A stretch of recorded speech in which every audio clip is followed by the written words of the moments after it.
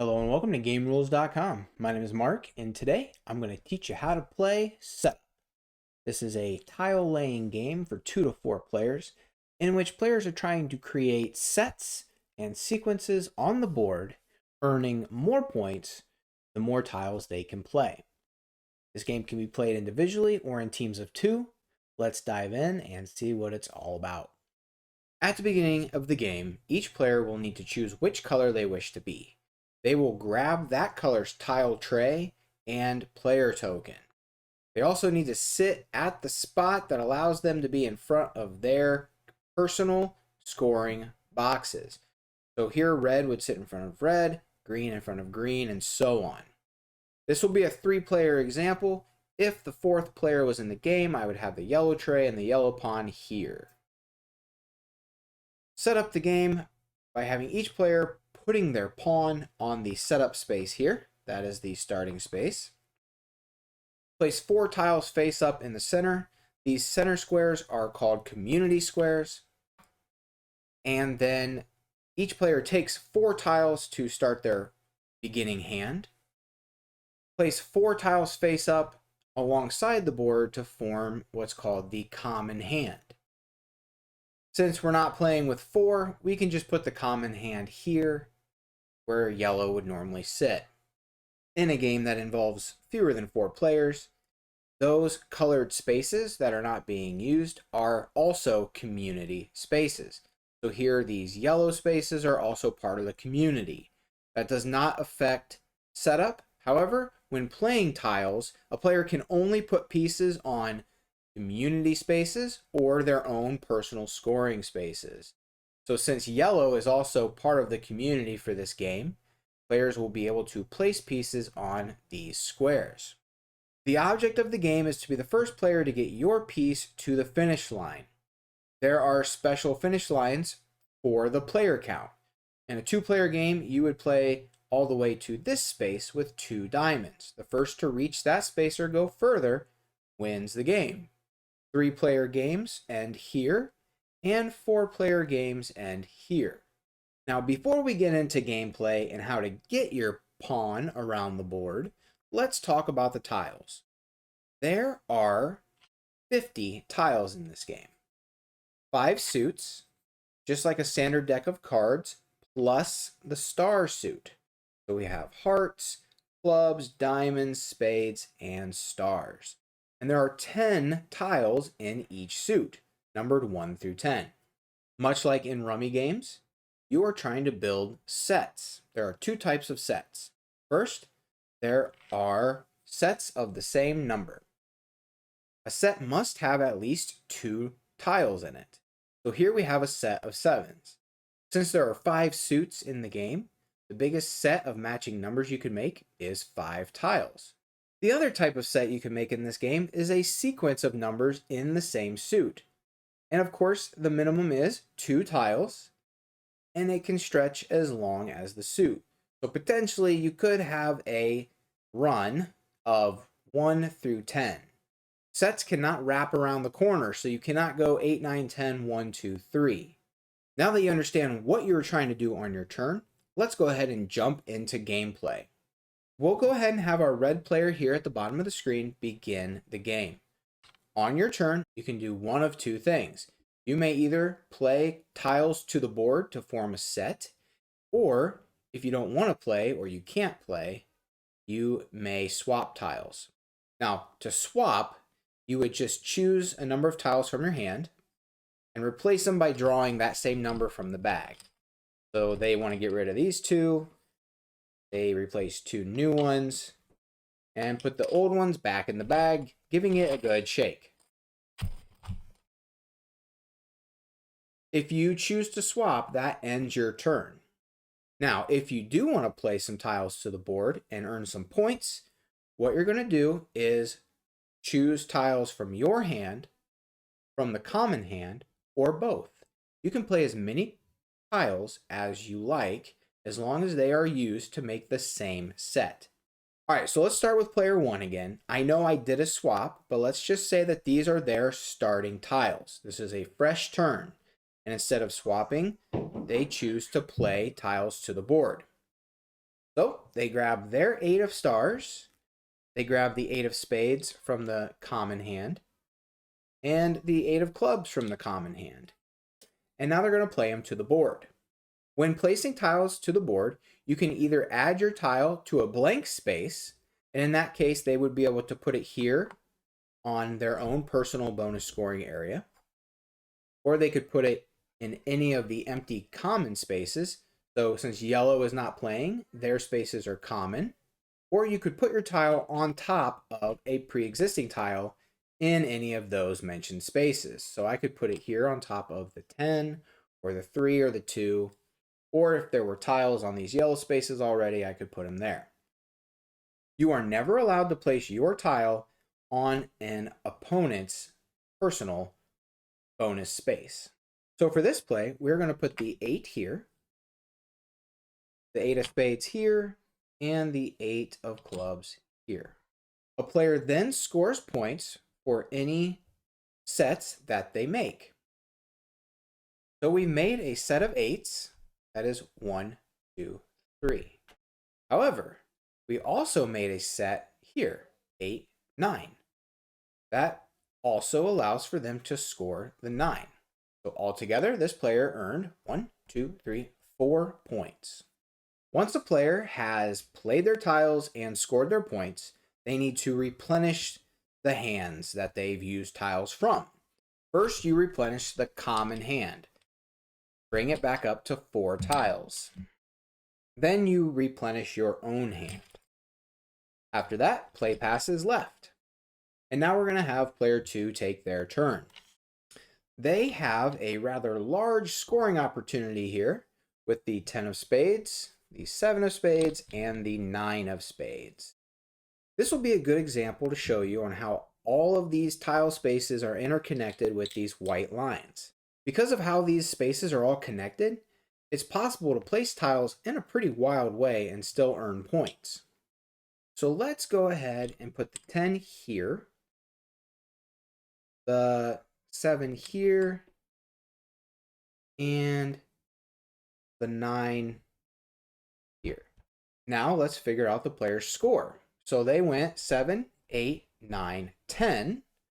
They get 4 points for that. And when they placed this 10 here, they earn a point for this set of 10s. So they actually get 5 points. Here we fast forward a little bit, and it is the red player's turn again. And they're going to do a very simple move that will actually earn them a good number of points. So they're going to play their 3 of stars here in their own personal scoring space. So they earn 1, 2, 3, 4.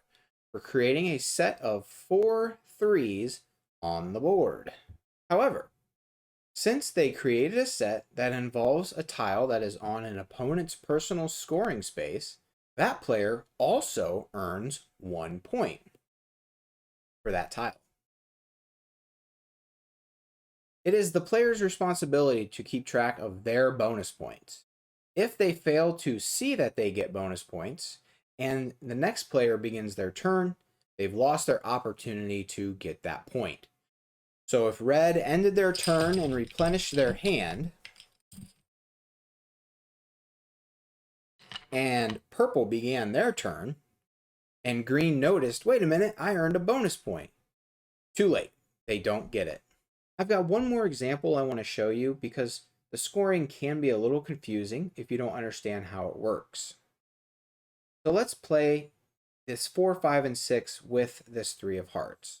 So we'll just say it's red's turn again, and they go 3, 4, 5, and 6.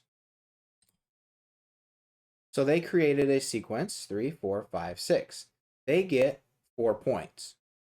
Now, some people might think since they played a set using this 3 of hearts, they also get points for the set that the 3 of hearts is in. And that's just not true. However, let's pretend, let's say this was here. Let's pretend that 5 of clubs was sitting there, and this player created that set of 3s like that. Now we have an opportunity to score some big points. We can go 3, 4, 5, 6, essentially doing the same thing. But now, not only did we create the set 3, 4, 5, 6, but we've also created another bigger set of threes. So now you do get to score those. So you would actually get 1, 2, 3, 4, 5, 6, 7. 7 points.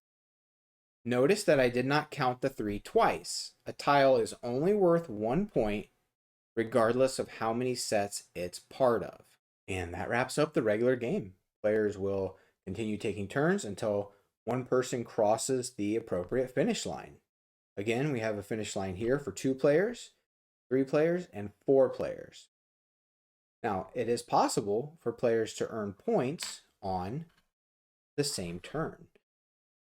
So, if 2 players were to reach the finish line or cross it at the same time, whoever goes farther wins the game. However, if both players go the same distance and land on the same space, it's whoever placed tiles last that wins the game. So if it is red's turn, but purple also scored a bonus point and they both landed on this space to end the game, red would win because it was their turn and they played tiles last. It is also possible to play this as a team game, 2 versus 2. Much of the gameplay is the same, but there are some significant differences. First, teammates will sit beside each other and across from their opponents. So here, red and purple are on the same team. Yellow and green are on the same team. When taking turns, it will sort of ping pong back and forth. So we'll have red go first, and then it would bounce across to yellow, purple, green, back to red. Sort of a figure 8.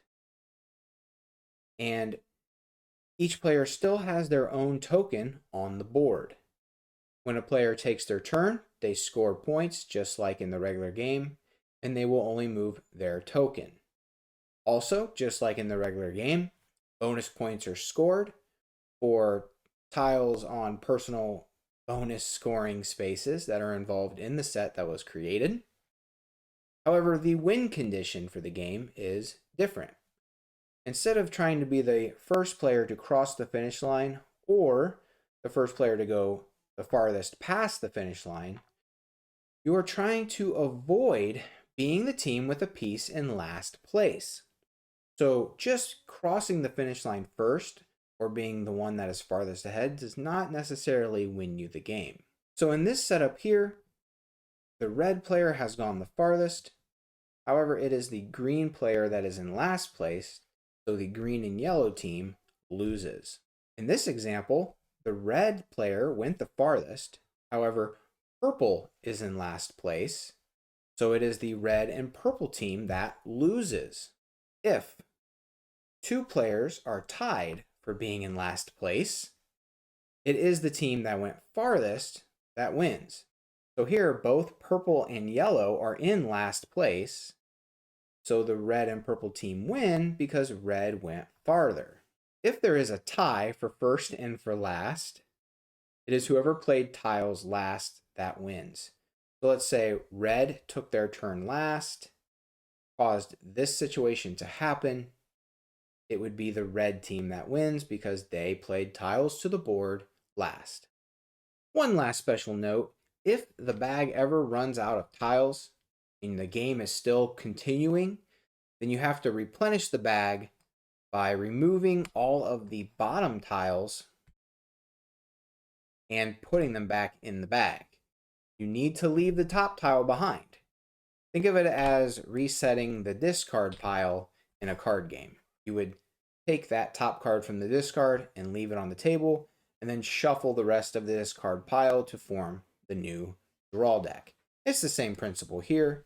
You're simply removing the bottom cards and putting them in the bag. And that's how to play setup. The premise of the game is simple. You're just trying to create sets and sequences on the board by adding tiles to the board. Now, where it can get a little complex is fully realizing everything you've done. When you add your tiles to the board, did you create any extraneous sets? I think if you're not paying attention, it will be easy to miss out on some points that you actually earned. I do like the overall theme of the game, the flavor, the style that they made this game in. It feels very nostalgic. It feels like a game that was created in the 70s and is being reprinted today. If you're into tile games and if you're into games that feel classic, then Setup might be for you. If you'd like to see how to play more board games, I've got a list for you right here. And if you'd like to help out the channel, the best thing you can do is hit subscribe, ring the bell, and give the video a thumbs up, especially if you found it helpful. If you'd like to go the extra mile, leaving a comment down below is the best thing you can do. Those things all really help out the channel. Thank you so much for watching, and until next time, keep on playing.